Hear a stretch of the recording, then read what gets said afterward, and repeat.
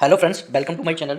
जिस हिसाब से आप सभी को पता होगा, इस चैनल के थ्रू हम प्रीवियस ईयर के सारे क्वेश्चन कर रहे हैं। तो हमने सबसे पहले हमने ट्रांसफार्मर किए थे। उसके अंदर अभी लगभग लगभग 40 क्वेश्चंस रिमेनिंग रह गए हैं। बाकी के सारे क्वेश्चन हमने प्रीवियस ईयर के यूथ पब्लिकेशन की जो इलेक्ट्रिशियन थ्योरी की जो बुक आती है वो हमने कंप्लीटली कर लिया है। तो आज से जो रिमेनिंग 40 क्वेश्चन है उसके भी बहुत जल्दी वीडियो आ जाएंगे आपके ट्रांसफार्मर के। तो आपको ट्रांसफार्मर की तो चिंता करना बंद कर दीजिए। अगर आपने वो वीडियो आपने लगभग लगभग 10 बार देख लिए तो आपका काम बन जाएगा, सारे क्वेश्चन आप कर ले जाओगे। तो आज से हम नई सीरीज स्टार्ट करते हैं, वो है आपकी बेसिक इलेक्ट्रिसिटी। अगर आपको आईटीआई के किसी भी एग्जाम में अगर आपको सिलेक्शन लेना है तो आपके लिए सबसे मोस्ट इंपोर्टेंट टॉपिक होता है आपका बेसिक इलेक्ट्रिसिटी। प्रीवियस ईयर के सारे क्वेश्चन के इस सीरीज के अंदर हम कराने की कोशिश करेंगे। और इस बुक के अंदर प्रीवियस क्वेश्चन आप देखोगे तो आपके लगभग लगभग 1300 प्लस आपको दिए हुए हैं। तो बहुत ही मजा आने वाला है इतने सारे क्वेश्चंस को जब आप करोगे। तो आप एक्सप्लेनेशन देखोगे तो आपको ये क्वेश्चन कहीं ना कहीं आपके आगे आने वाले एग्जाम में मिलेंगे। और बेसिक इलेक्ट्रिसिटी एक ऐसा टॉपिक है जिसमें से सबसे ज्यादा क्वेश्चन आपके एग्जाम में आने वाले होते हैं। चलिए ज़्यादा टाइम वेस्ट ना करते हुए हम स्टार्ट करते हैं आपके क्वेश्चन नंबर पहले से, ठीक है। क्वेश्चन नंबर आपका फर्स्ट क्या कह रहा है आपका, इसको एक मिनट में सही कर लूँ। होपफुल आपको अभी एकदम क्लियर दिखाई दे रहा होगा, ठीक है। क्वेश्चन नंबर पहला क्या कह रहा है, if you put two positive charges close together then will, मतलब दो पॉजिटिव चार्जेस को आप एक पास में लेके आओगे तो वो क्या करेगा, वो आपका क्या करेगा, रिपल करेगा। तो इसका आंसर क्या हो जाएगा आपका ripple. If you put two positive charges, देखो क्या दिया हुआ, पॉजिटिव चार्जेस को आप एक पास में लेके आओगे तो वो आपका क्या करेगा, आपका रिपल करेगा। और जब अनलाइक चार्जेस को लेके आओगे, अनलाइक चार्जेस का मतलब होता है एक पॉजिटिव एक नेगेटिव, अगर इनको आप पास में लाओगे तो ये क्या करेंगे, आपके अट्रैक्ट करेंगे, अट्रैक्ट, ठीक है। तो इसका आंसर आपको बी हो जाएगा। इस टाइप के क्वेश्चन आपको बहुत रिपीटेबल बहुत मिलते हैं और सिंपल ये क्वेश्चन है, ये आपको पता होगा, ठीक है। चलिए बात करते हैं नेक्स्ट क्वेश्चन की। नेक्स्ट क्वेश्चन आपका क्या कह रहा है, if if the resistance in a circuit, if the resistance in a circuit remain constant, आपका किसी सर्किट के अंदर resistance remain constant and the voltage across is double, अगर वोल्टेज को डबल कर दिया जाए then what happen to the current. देखो V equal to I into R होता है, ठीक है। इन्होंने क्या किया है, इस रेजिस्टेंस को तो आपने कांस्टेंट कर दिया, ठीक है भाई, और इसने क्या किया, वोल्टेज को 2 टाइम्स कर दिया। अगर वोल्टेज को 2 टाइम्स कर दोगे तो ये आपका आई कितने टाइम्स हो जाएगा, आई पे क्या इंपैक्ट पड़ेगा, ये पूछने की कोशिश कर रहा है। देखो यहाँ बराबर का साइन लगाए तो अगर यहाँ पर इन दोनों इक्वेशन को आपको इक्वल करनी है, अगर आपने यहाँ का 2 का मल्टीप्लीकेशन किया है तो आपको यहाँ भी 2 का मल्टीप्लीकेशन हो जाएगा। तो इसका मतलब ये है कि आपका जो करंट होगा वो भी आपका 2 टाइम्स आपका इंक्रीज कर जाएगा। ये आपका रेजिस्टेंस आपका क्या कांस्टेंट है, ठीक है। तो आपका करंट क्या हो जाएगा, 2 टाइम्स हो जाएगा। तो इसका आंसर क्या हो जाएगा, 8 डबल्स। करंट पे क्या इंपैक्ट पड़ेगा, करंट भी आपका 2 टाइम्स हो जाएगा। और यहां से आप देख सकते हो ये आपका जो लिखा हुआ है आई डायरेक्टली प्रोपोर्शनल बी, ठीक है, आई डायरेक्टली प्रोपोर्शनल बी। एक क्वेश्चन आपका ऐसा भी आता है, इनमें से कौन सी इक्वेशन सही है, एक आपका बी डायरेक्टली प्रोपोर्शनल आई लिखा रहता है, एक आई डायरेक्टली प्रोपोर्शनल बी लिखा रहता है, और 2 ऑप्शन और होंगे। तो आपको कभी भी आप देख सकते हो, तो इसको आप कभी भी राइट मत कर देना, बी डायरेक्टली प्रोपोर्शनल आई नहीं होता, ये आपका गलत स्टेटमेंट है। जो ये दिया हुआ है ये बिल्कुल सही है, आई डायरेक्टली प्रोपोर्शनल बी होता है। इसका क्या मतलब है, आई जो होता है वो आपका किस पर निर्भर होता है, वोल्टेज पर होता है, ना कि वोल्टेज आपका आई पे होता है, ठीक है। ये बात बहुत इंपॉर्टेंट है क्योंकि ये बहुत सारे क्वेश्चन आपके इससे रिलेटेड पूछे जाते हैं, इसलिए मैं आपको बता रहा हूं, ठीक है। और B equal to I R, ये आपका ओम्स का नियम होता है, ये तो आपको सभी को पता होगा, ओम्स का लॉ होता है, ठीक है, B equal to I R. और ये ओम्स का जो लॉ होता है ना, ये आपका एसी और डीसी दोनों के अंदर आपका काम करता है, ठीक है। पहली बात तो ये, और ये जो रेजिस्टेंस जो दिया गया है ना, एक आपका रेजिस्टेंस कैसा होता है, कांस्टेंट होता है according to the Ohm's law, ठीक है। तो इतनी सारी आपको बातें याद रखनी है इस क्वेश्चन से रिलेटेड। चलिए बात करते हैं नेक्स्ट क्वेश्चन की। Question number 3, which of the following sentence is true with respect to electrical resistance. आपको 3 स्टेटमेंट दे दिया है, इन तीनों को पढ़ के आपको विद रिस्पेक्ट टू रेजिस्टेंस के अकॉर्डिंग आपको बताने इनमें से कौन कौन से स्टेटमेंट ट्रू है, ठीक है। Resistance it is measure in ohms, resistance को अपन ओम्स में मेजर करते हैं, बिल्कुल सही, पहला ऑप्शन आपका मतलब स्टेटमेंट बिल्कुल सही है। It is measure of resistance of object relative to flow of electric current, ये भी आपका सही है। जो फ्लो ऑफ जो करंट होता है उसको जो रोकता है उसी को तो अपन मेजर करते हैं, मतलब कितना करंट रुक रहा है उसी को तो अपन क्या कहते हैं, आपका रेजिस्टेंस कहते हैं। तो ये भी आपका स्टेटमेंट बिल्कुल सही है, थोड़ी इसकी लैंग्वेज थोड़ी सी समझनी पड़ेगी आपको। और तीसरा आपका क्या कह रहा है, it is measure of ability to store electrical charge of any circuit. ये थर्ड ऑप्शन तो आपको पढ़ के ही आपको नेग्लेक्ट कर देना है, आपको थर्ड ऑप्शन तो बिल्कुल भी नहीं हो रहा। क्या रेजिस्टेंस आपका इलेक्ट्रिकल स्टोर चार्ज करता है, बिल्कुल भी नहीं। वो तो आपका एक काम करता है, आपका कैपेसिटर स्टोर करता है। तो ऑप्शन नंबर 3 तो आपका गलत है। तो आपका पहला और दूसरा स्टेटमेंट बिल्कुल सही है। तो ऐसा कहीं आपको दिख रहा है तो थर्ड वाले को जो थर्ड आ रहा है पहले तो उन ऑप्शंस को आप हटा दीजिए। तो थर्ड आपका बी ऑप्शन में आ रहा है, हटा दो, डी में आ रहा है, हटा दो, और ए और सी में क्या कर रहा है, फर्स्ट एंड सेकंड बोथ, और फर्स्ट एंड सेकंड बोथ दोनों के दोनों सेम रख दिए। तो इनमें से आप कोई भी आंसर टिक कर दीजिए, सी ऑप्शन टिक कर दीजिए। तो इसका आंसर हो जाएगा first and second statement are true options, ठीक है, ट्रू है विद रिस्पेक्ट टू आप इलेक्ट्रिकल रेजिस्टेंस, ठीक है। और आपको रेजिस्टेंस के बारे में थोड़ा सा और मैं आपको डिटेल में बता दूं, देखो रेजिस्टेंस का फॉर्मूला क्या होता है, R equal to rho L by A. यहाँ से क्वेश्चन बहुत पूछे जाते हैं, ठीक है। रो एल वाई ए होता है और ये आपकी जो रो है उसको कहते हैं आप resistivity of material, length L equal to length of wire होता है, एक क्रॉस सेक्शन एरिया होता है। आपसे क्वेश्चन पूछ लिया जाता है ये जो रेजिस्टिविटी रो जो दिया हुआ है ना, उसकी आपकी यूनिट क्या होती है, उसकी आपकी यूनिट क्या होती है, इसकी यूनिट आपको मेरे को कमेंट करके बताना है, वरना मैं आपको नेक्स्ट वीडियो में इसका आंसर आपको दूंगा। बहुत इजीली होता है, रेजिस्टेंस की यूनिट तो आपको पता है ओम होता है, और यहां से आप चाहो तो यहां से आप इसकी यूनिट निकाल भी सकते हो, ठीक है। तो इसलिए आपको ये निकालना है, इसकी आपको रेजिस्टिविटी की यूनिट मेरे को आपको कमेंट करके आपको बता देनी है, ठीक है। बात करते हैं नेक्स्ट क्वेश्चन के लिए। नेक्स्ट क्वेश्चन क्या कह रहा है आपका, when the capacitor is fully charge, मतलब कोई कैपेसिटर है वो फुली चार्ज है after connecting it to a voltage source. Voltage source में आप दोगे आप कैपेसिटर को, तो वो क्या हो जाएगा, आपका फुली चार्ज हो जाएगा, ठीक है। Source in a DC circuit, then the current in the circuit when the capacitor is fully charge after, मतलब जो चार्ज कैपेसिटर है उसके बाद आपको क्या करना है, after connecting it to voltage source in DC voltage source में आपको लगा देना।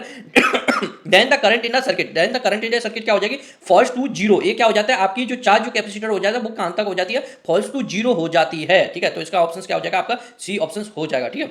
बात करते हैं नेक्स्ट क्वेश्चन की।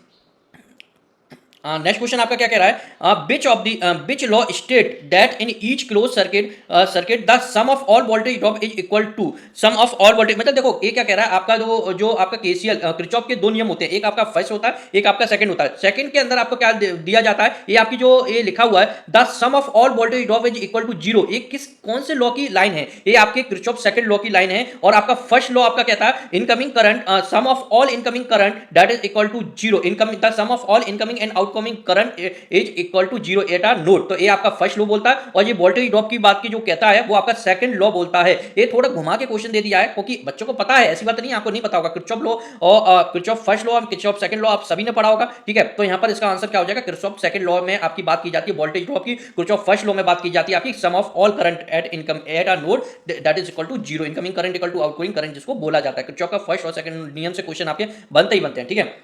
तो सिंपल क्वेश्चन था, कोई टफ क्वेश्चन नहीं था। नेक्स्ट क्वेश्चन आपका आ गया है, आपका क्वेश्चन नंबर 6 आ गया है। इफ द कलर बैंड, यहां से क्वेश्चन आपका बनता ही बनता है, हर एक एग्जाम में एक कलर बैंड से क्वेश्चन पूछा जाता है रेजिस्टेंस के में।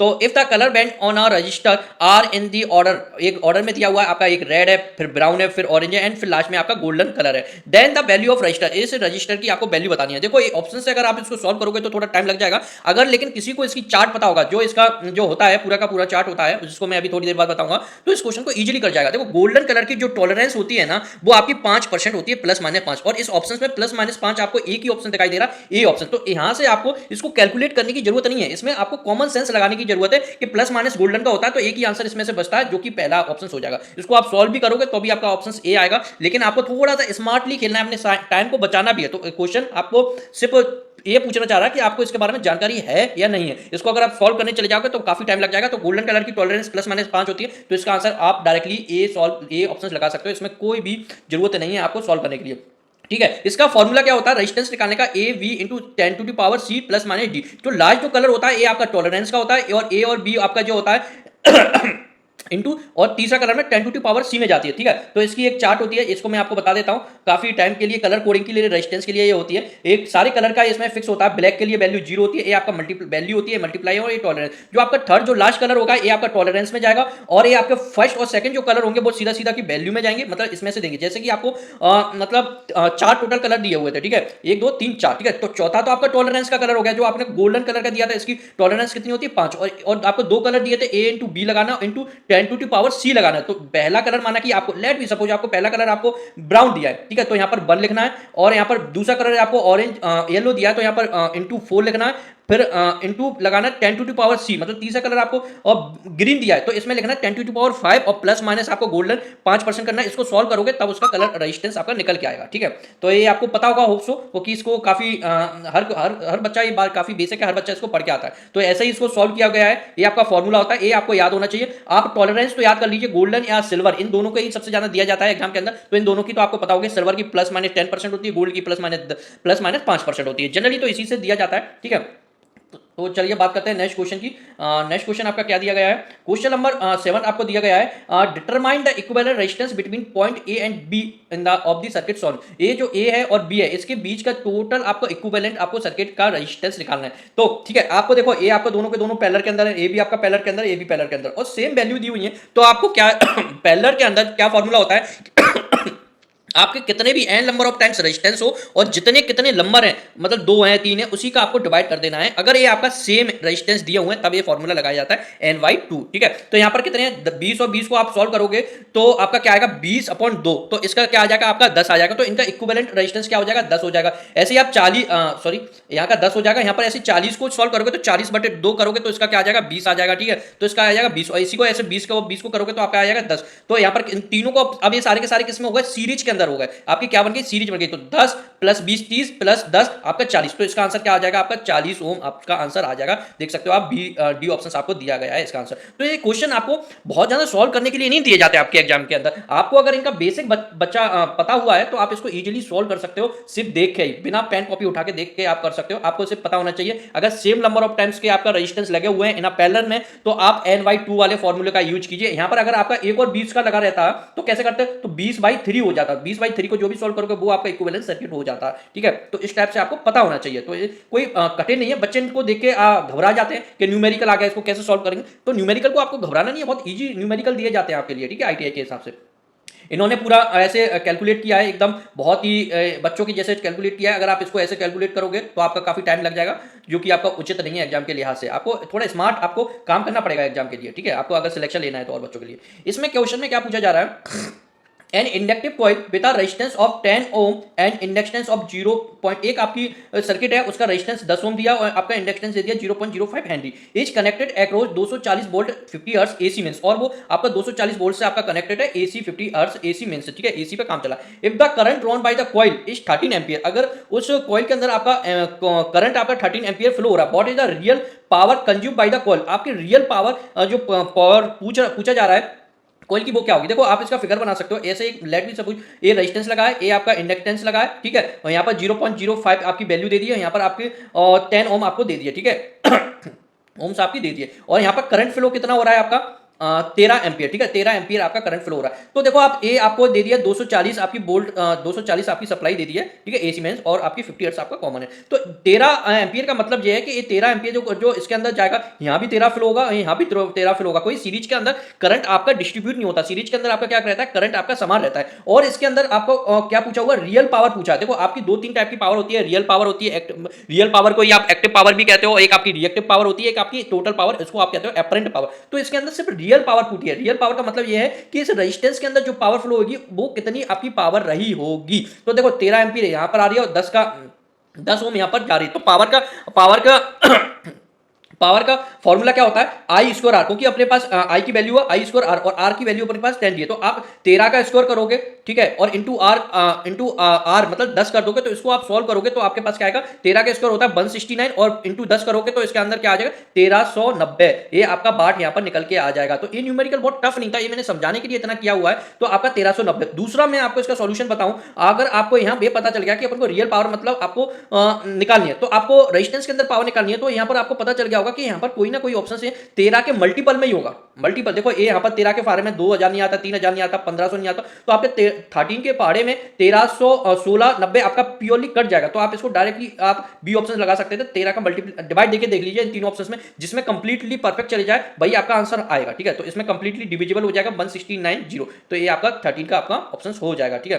तो जाना घबराना नहीं है इन टाइप के क्वेश्चन, थोड़ा अच्छा क्वेश्चन था मानता हूं, ठीक है। तो आपको इस बात की अगर आपको पता होगा कि रियल पावर आपका क्या होता है तो आप इस क्वेश्चन को इजीली कर जाते हैं। देखो इस टाइप की आपकी सर्किट बना हुआ है, यही मैंने अभी आपको बताया 13 एम्पीयर आपका करंट फ्लो हो रहा है, और इसके अंदर आपको पावर पूछी है ओम्स के अंदर। अगर इस सर्किट की पूरी पावर पूछी जाती तो आपका इन दोनों सर्किट का एक इक्विवेलेंट रेजिस्टेंस निकालना पड़ता, जो कि आपका रूट के अंदर 10 का स्क्वायर प्लस 0.05 का ऐसे आपका निकलता है, जिसको हम आगे आपको सॉल्व कराएंगे अगर ऐसे आगे वीडियो मिलेंगे, क्योंकि उसमें क्या फिर आपको इक्विवेलेंट सर्किट का आपको वो निकालना पड़ता, ठीक है। तो बात करते हैं नेक्स्ट क्वेश्चन की। नेक्स्ट क्वेश्चन आपका क्या कह रहा है क्वेश्चन नंबर 9, ठीक है। क्वेश्चन नंबर 9 क्या कह रहा है, what is a necessity of parallel grouping of the capacitor. अपन जब पैरेलल कैपेसिटर के अंदर लगा रहे हैं तो अपन को क्या कुछ लगाने के लिए अपन कर रहे हैं, जो अपन पैरेलल में लगा रहे हैं जो कैपेसिटर को। देखो जो कैपेसिटर होता है ना, ये हो गया आपका एक कैपेसिटर, ये हो गया आपका एक और कैपेसिटर, ठीक है, एक ये हो गया आपका कैपेसिटर। तो आप अपन इनको पैरेलल में लगाते हैं किसी भी वोल्टेज सोर्स के थ्रू, तो अपन क्या करने की कोशिश करते हैं, तो ये जो कैपेसिटेंस सी होता है ना, सी तो यहाँ पर सी इक्विवेलेंट निकालेंगे, वो क्या होगा C1 plus C2 plus C2, मतलब अपन सी मतलब कैपेसिटर की वैल्यू को बढ़ाने के लिए अपन पेलर के अंदर लगा रहे हैं, क्योंकि जो पेलर का जो फॉर्मूला होता है कैपेसिटर का, वो आपका C1 plus C2 plus C3 आपका ये होता है। तो यहाँ पर आपको to achieve the higher capacitance achieve करने के लिए अपन पेलर के अंदर लगा रहे हैं, तो इसका ऑप्शन बी हो जाएगा। ऐसे ही इसके अंदर लिखा है to achieve a higher capacitance then what is available in 1 unit. ठीक है, देखो इसका सॉल्यूशन हम देखते हैं, इसका भी सॉल्यूशन कुछ इसी टाइप का दिया हुआ है। देखो ये जो कैपेसिटेंस इसमें दिया हुआ है ना, इनका इक्विवेलेंस कैपेसिटेंस क्या है, C1 plus C2 plus C3। आपने series of parallel combination of capacitance देखा होगा, उसके बाद अपन क्या करते हैं, कैपेसिटेंस बढ़ाने के लिए अपन क्या लगाते हैं, अपन पैरेलल के अंदर अपन लगाते हैं to achieve the high capacitance. ठीक है, इसकी निकालने की के लिए अपन क्या लगाते हैं, पैरेलल में लगाते हैं, क्योंकि पैरेलल का फॉर्मूला क्या होता है, C equivalent C1 plus C2 plus C3 आपका ये होता है। और रेजिस्टेंस के केस में क्या होता है, उल्टा होता है, उसको आपको सीरीज के अंदर लगाना पड़ता है। ठीक है, सीरीज के अंदर लगाना पड़ता है। ठीक है, और ये आपका कैपेसिटेंस की यूनिट क्या होती है, आपकी फेराड होती है। और capacitor store the energy in the form of electric field. ये क्वेश्चन भी बहुत बार आता है, जो आपका कैपेसिटर होता है वो एनर्जी को स्टोर करता है, वो किसके फॉर्म में करता है, वो इलेक्ट्रिक फील्ड के फॉर्म में आपका करता है। तो ये बात भी आपको एकदम याद रखना है। ठीक है, ठीक है, when capacitor are connected in parallel then the equivalent capacitance will be, वो आपका हायर हो जाता है। ठीक है, पैरेलल के अंदर ऊपर लगाते हैं तब। ठीक है, बात करते हैं नेक्स्ट क्वेश्चन की। क्वेश्चन नंबर 10 आपका आ गया है। क्वेश्चन नंबर 10 आपका क्या कह रहा है, a 100 ohm resistor is connected across 5 volt battery, find the current through. देखो इसके अंदर करंट निकालना सिंपल थी, B equal to I into R से आप निकाल सकते हो। तो इसके अंदर आई इक्वल टू क्या हो जाएगा, B अपॉन आर हो जाएगा। तो आपका वोल्टेज कितना दिया, 5 दिया, और आपका रेजिस्टेंस कितना 100 दिया। तो इसको आप सॉल्व करोगे तो आपका क्या आएगा, 0.05 आपका आंसर आ जाएगा। ये तो काफी सिंपल था, ये तो हर कोई एक बच्चा कर लेगा। तो इसका ऑप्शन क्या हो जाएगा, आपका ए ऑप्शन हो जाएगा। तो ये simple question, very simple question, इसकी यूनिट आपकी एम्पियर में होगी, तो 0.05 इसका आंसर आ जाएगा। ठीक है, बात करते हैं नेक्स्ट क्वेश्चन के लिए।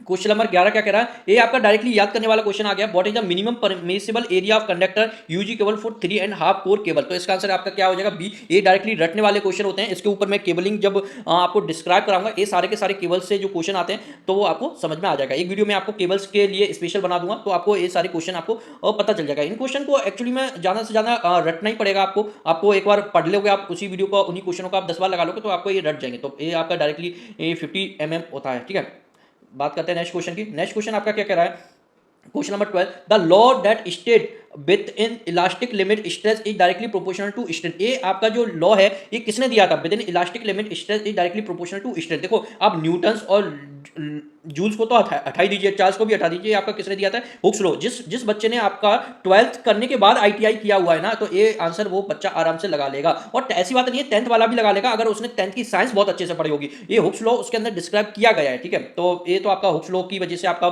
बताया जाता है। इसके अंदर आपका डायरेक्टली प्रोपोर्शनल होता है स्ट्रेस और स्ट्रेन के बीच के अंदर। ठीक है, तो इसका आंसर क्या हो जाएगा, आपका हुक्स लॉ हो जाएगा। ये क्वेश्चन ऐसी बात नहीं है, रिपीटेबल काफी होता है, ये भी इंपॉर्टेंट क्वेश्चन है, तो ये आपको रटा होना चाहिए, आपका बेसिक क्वेश्चन है। ठीक है, और आप क्वेश्चन नंबर 13 पे आ जाता है। यूनिट ऑफ वेलोसिटी की यूनिट आपका पूछा हुआ, वो आपके क्या होता है, मीटर प्रति सेकंड होता है इसके अंदर, तो आपको पता नहीं होगा। और स्पीड की भी आपकी क्या होती है, स्पीड की भी क्या होती है, यूनिट आपकी क्या होती है, मीटर प्रति सेकंड। लेकिन इन दोनों के अंदर आपका क्या डिफरेंस होता है, देखो इसका आंसर तो आपका डायरेक्टली मीटर पर सेकंड, ए ऑप्शन आ गया। देखो जो अपनी वेलोसिटी होती है वो आपकी क्या होती है, वेक्टर क्वांटिटी होती है। जो स्पीड होती है आपकी क्या होती है, स्केलर क्वांटिटी होती है। तो यहां से भी क्वेश्चन आपके लिए पूछा जाता है। तो स्पीड आपकी कहती है स्केलर क्वांटिटी, और वेक्टर कैसी आपकी, एक आपकी डायरेक्शनल क्वांटिटी है, मतलब एक आपको उसमें एक आपकी डायरेक्शन होती है। जैसे कि अब मैंने बोल दिया मैं 50 मीटर प्रति सेकंड की स्पीड से आया हूं, ठीक है कोई बात नहीं, और मैं बोल दिया मैं नॉर्थ साइड से 50 मीटर प्रति सेकंड की स्पीड से आया हूं, तो इसमें क्या दे दिया अपने, डायरेक्शन दे दी, नॉट एक डायरेक्शन दे दी, तो वो आपकी क्या हो जाएगी, वेलोसिटी हो जाएगी। और आपके पहले केस में आपकी क्या थी, वो स्पीड थी 50 मीटर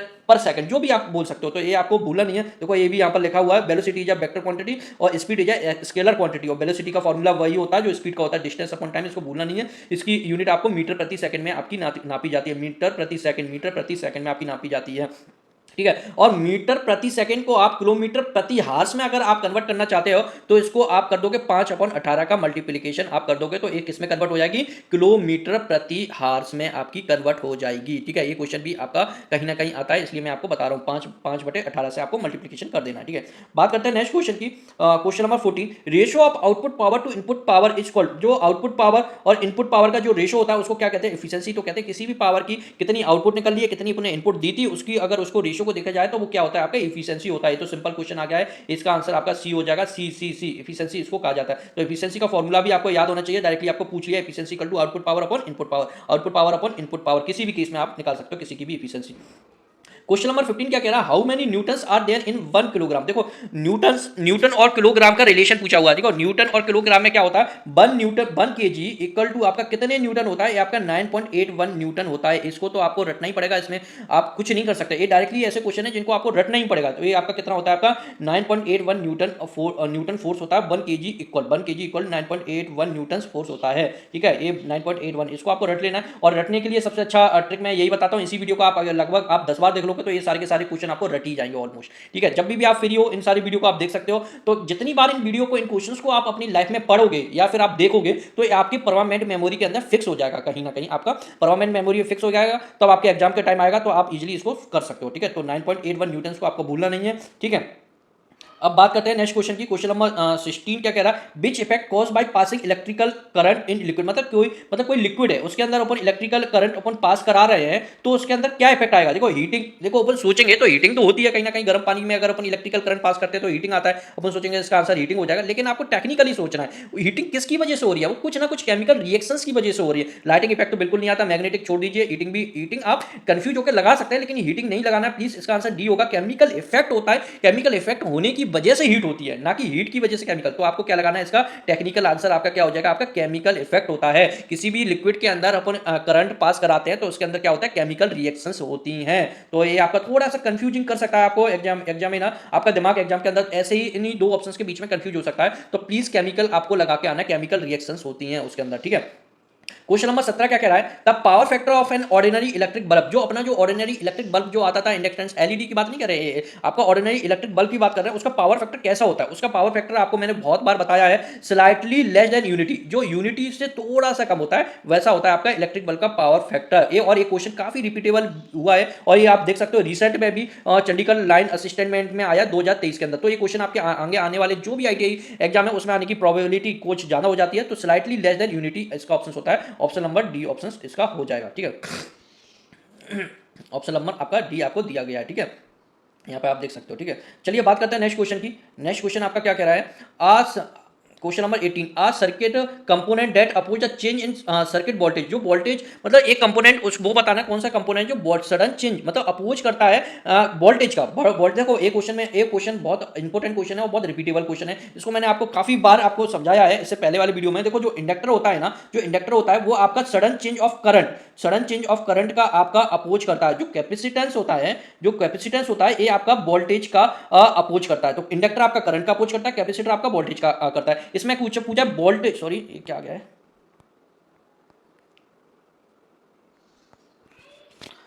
तो इसके अंदर आपको क्वेश्चन के अंदर पूछा गया वोल्टेज का कौन करता है। वोल्टेज का तो आपको बताया मैंने अभी कैपेसिटेंस करता है, इसमें आपको लगाने की क्या टेंशन है, आपका क्या करता है, आपका कैपेसिटेंस। इससे क्वेश्चन हमेशा बनते हैं, कभी इंडक्टर का पूछ लेता है, कभी कैपेसिटेंस का पूछ लेता है, कभी उल्टा करके पूछ लेता है वोल्टेज किसका मतलब वोल्टेज कौन अपोज करता है, तो आपका कैपेसिटेंस करता है। इंडक्टर आपका क्या करता है, आपका करंट करता है। ठीक है, तो इसका ऑप्शन क्या हो जाएगा, बी ऑप्शन हो जाएगा। सिंपल क्वेश्चन है लेकिन बहुत रिपीटेबल क्वेश्चन होता है। एक क्वेश्चन देखो आपको 2023 में रिसेंट में भी पूछा गया है। ठीक है, तो इसको आपको भूलना नहीं है, आगे भी इससे रिलेटेड क्वेश्चन जरूर मिलेंगे। ठीक है, आपको क्वेश्चन नंबर 19 क्या कह रहा है आपका, power loss and electrical circuit can take place. Power जो लॉस होती है वो किसके अंदर होती है। देखो तीन ही एलिमेंट होते हैं, आपका रेजिस्टेंस होता है, एक आपका इंडक्टर होता है, एक आपका कैपेसिटेंस होता है। ठीक है, जो कैपेसिटेंस होता है और इंडक्टर होता है ये आपका क्या करता है, स्टोर करता है एनर्जी को, ना कि पावर को खाता है। पावर को खाने का काम तो आपका एक ही काम करता है, वो होता है आपका रजिस्टेंस। तो इसका आंसर क्या हो जाएगा, ऑलरेडी देखते ही आपका रजिस्टेंस हो जाएगा। और आपको मैंने अभी बताया था जो इंडक्टर जो कैपेसिटेंस होता है जो पावर को स्टोर करता है वो किसके फॉर्म में करता है, इलेक्ट्रिक फील्ड के अंदर करता है, इलेक्ट्रिकल फील्ड के अंदर करता है, वो मैंने अभी आपको बताया। तो इसका आंसर क्या हो जाएगा, रेजिस्टेंस के अंदर होता है। रेजिस्टेंस के अंदर क्या पावर खपत होती है, डिसिपेटेड वाले क्वेश्चन भी आते हैं वो रेजिस्टेंस से रिलेटेड ही आते हैं। ठीक है, बात करते हैं नेक्स्ट क्वेश्चन की। नेक्स्ट क्वेश्चन क्या है, क्वेश्चन नंबर 20 क्या कह रहा है आपका, an ideal voltage source should have. जो आइडियल वोल्टेज सोर्स होता है उसके पास क्या होता है, इंटरनल रेजिस्टेंस कैसा होता है, जीरो। आइडियल वोल्टेज के अंदर क्या होता है, इंटरनल रेजिस्टेंस कैसा होता है, जीरो। तो जीरो सोर्स रेजिस्टेंस आपका सी ऑप्शन हो जाएगा, जीरो सोर्स रेजिस्टेंस। और जो आइडियल करंट सोर्स होता है उसके अंदर क्या होता है आपका इनफाइनाइट आपका रेजिस्टेंस होता है, इनफाइनाइट सोर्स ऑफ रेजिस्टेंस होता है करंट वोल्टेज। यहां से क्वेश्चन इन दोनों से मिलकर काफी क्वेश्चन पूछे जाते हैं। देखो क्वेश्चन ये 2023 में ही पूछा गया है। तो इसके अंदर क्या होता है आपका जीरो सोर्स रेजिस्टेंस होता है। देखो यहाँ से आप देख सकते हो, देखो प्रैक्टिकली वोल्टेज सोर्स ऐसा होता है, इसके अंदर ये सीरीज में जो रेजिस्टेंस लगा होता है इसकी क्या वैल्यू होती है, जीरो होती है आइडियल के फॉर्म में। और यहाँ पर प्रैक्टिकल करंट सोर्स आपका कुछ इस टाइप का होता है, जो संट में, जो संट इसको बोलते हैं, संट रेजिस्टेंस बोलते हैं, आप पैरेलल रेजिस्टेंस बोल रहे हो, कुछ भी बोल रहे हो, इसकी वैल्यू क्या होती है, इनफाइनाइट होती है, इनफाइनाइट होती है। यहाँ से क्वेश्चन दोनों बनते हैं कहीं ना कहीं, प्रैक्टिकली वोल्टेज सोर्स और प्रैक्टिकली करंट सोर्स, इन दोनों से क्वेश्चन कहीं ना कहीं बनते हैं, तो इसको भूलना नहीं है, ठीक है। तो इसी टाइप से आपको क्वेश्चन करते रहना है। तो इस वीडियो काफी लंबी हो चुकी है, हमने क्वेश्चन 20 तक हमने सॉल्व कर लिए बेसिक इलेक्ट्रिकल के।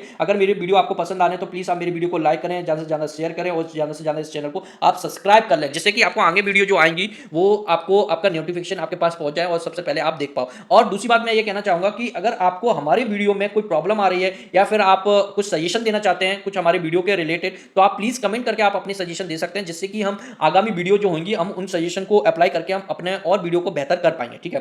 तो मिलते हैं नेक्स्ट वीडियो में, प्लीज आप कमेंट करना ना भूलें, ठीक है। तो मिलते हैं नेक्स्ट वीडियो में, thank you, have a nice day.